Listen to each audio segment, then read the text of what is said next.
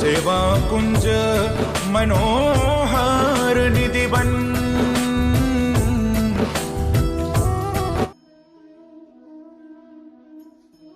भगवान अपने भक्तों पे सदा ही दया और कृपा करुणा बरसाते रहते हैं।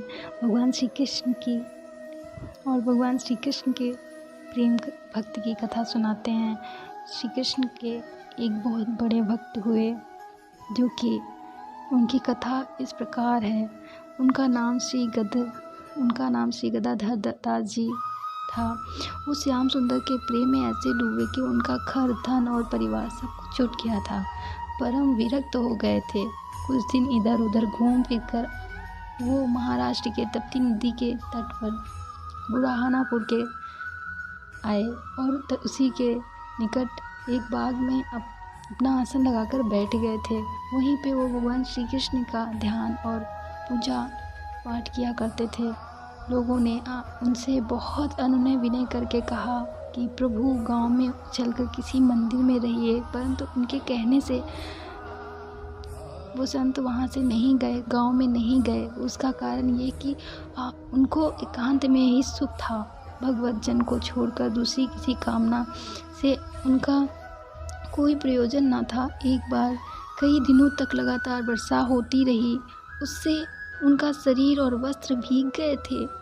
इनके कष्टों को देखकर प्यारे श्याम सुंदर ने अत्यंत मीठे स्वर में एक भक्त सेठ से कहा, तुम्हारे घर में बहुत सा धन भरा हुआ है, तुम श्री गदाधर दास जी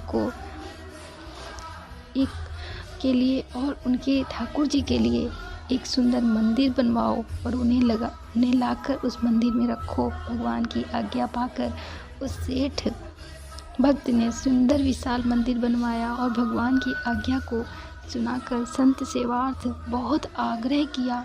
तब बड़ी मुश्किल से वो संत मंदिर में आए। उस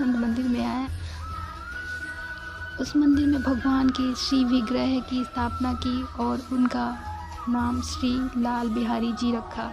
श्री ठाकुर जी के सुंदर मधुर स्वर को देख कर वो सर्वदा उसी आनंद में विभोर रहते थे।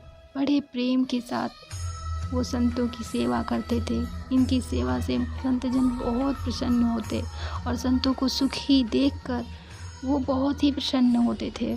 संत भगवंत की सेवा के लिए जो भी कुछ सामान आता था उसी से दिन भर में ही खर्च कर देते थे और उनसे संत सेवा में लगा देते थे। बासी अन्न धन दूसरे दिन के लिए कभी नहीं रखते थे। एक बार रसोइया ने छिपाकर कुछ सामान रखा था। संयोगवश आश्रम में कई संत आ गए। तब श्री गदाधर दास जी अपने रसोइया से कहने लगे, कुछ सामान हो तो उसी से रसोई बनाकर प्रेम पूर्वक इन साधु संतों को भोजन करा दो। शिष्य रामादास और वैकुंठ दास रसोइया ने श्री गदाधर दास जी से कहा, श्री ठाकुर जी भूखे ना रहें, इसलिए मैंने भोग के लिए कुछ थोड़ी सी सामान बचा कर रखी है। आपने कहा है कि उसे निकालो और संतों को खिला दो, प्रातःकाल कहीं ना कहीं से कुछ और आएगा।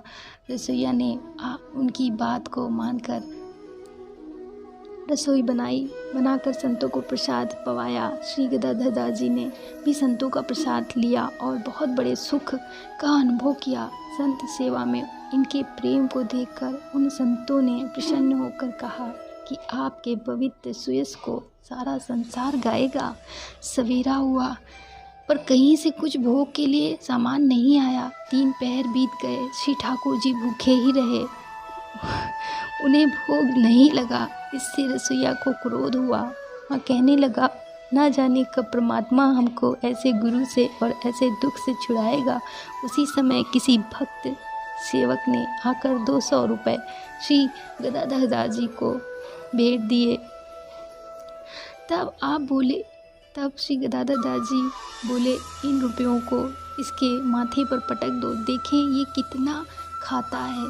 श्री गदाधर दास जी की इस बात को सुनकर वह सिर डर गया। उसने सोचा कि शायद महाराज जी नाराज़ हैं, पर इसके पश्चात श्री गदाधर दास जी ने प्रेम से समझाकर उसका समाधान किया, तब तो वह बहुत ही प्रसन्न हुआ और बोला, मेरे गुरु कितने अच्छे हैं, कितने करुणामयी हैं, कितने दयालु हैं। श्री कृष्ण के चरणों में प्रेम अटूट और भक्ति देखकर श्री गदाधर जी की सब सेवा भक्ति पूजा करने आते थे।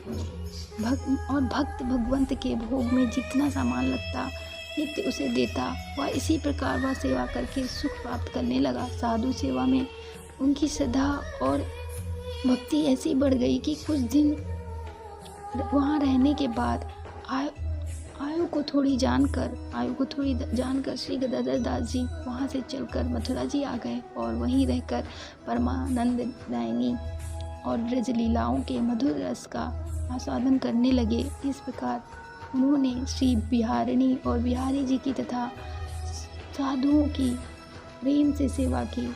उनके श्री चरण कमल में अपने मन को भली भांति लगाया। श्री गदाधर दास जी बहुत ही सरल स्वभाव के थे।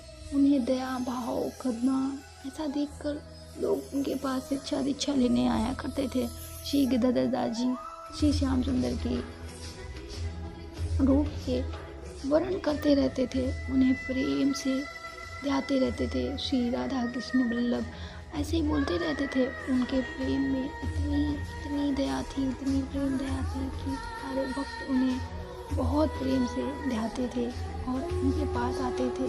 जो भी उनसे एक बार मिल लेता था उसका मन होता ही नहीं था कि उनके पास से जाए। श्री कृष्ण को वो बहुत प्रिय थे, क्योंकि श्री कृष्ण तो इतने प्यारे करुणामयी दयालु हैं कि श्री कृष्ण के श्री चरणों में ध्यान लगाने से हम सब भक्तों के सारे कष्ट और दुख दूर हो जाते हैं। भगवान श्री कृष्ण को हम एक बार ध्याते हैं, श्री कृष्ण हमें हर बार ध्याते हैं। श्री कृष्ण इतने दयालु हैं, उन्हें जितनी बार हम बुलाएं वो हमेशा हम लोग के पास आते हैं। श्री कृष्ण के अनन्य भक्त, बहुत अनन्य भक्त हुए हैं। श्री कृष्ण की भक्ति प्रेम की मुखी। भगवान श्री कृष्ण को कुछ भी नहीं चाहिए, ना भोग चाहिए, ना वस्त्र चाहिए, कुछ भी नहीं। भगवान से प्रेम के भूखे हैं। बोलो श्री कृष्ण राधे कृष्ण।